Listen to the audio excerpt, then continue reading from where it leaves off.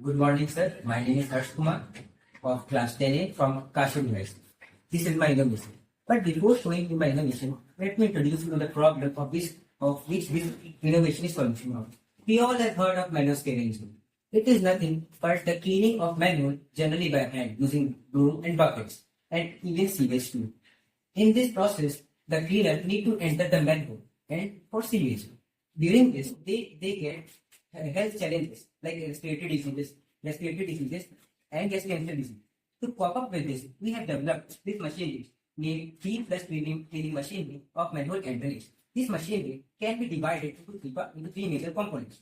First is his power supply, and then we have this submersible pump.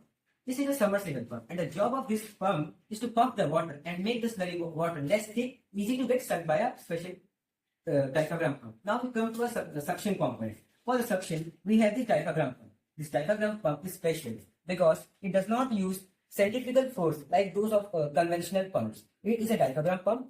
It uses difference in the air pressure to pump. Let me show you or demonstrate you how it works.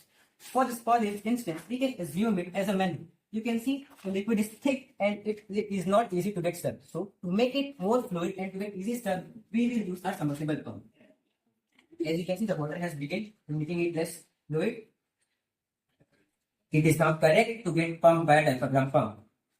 For the suction, we will use a diaphragm pump. Here is the switch. You can see that slurry water has begun to get collected in the waste management. We can see it started getting collected. So this is how it works. It is easily affordable, and the main idea, the main goal of making this machinery is to make it easily affordable and deliver it to those rural areas where the manual scavenging is still practiced. Thank you.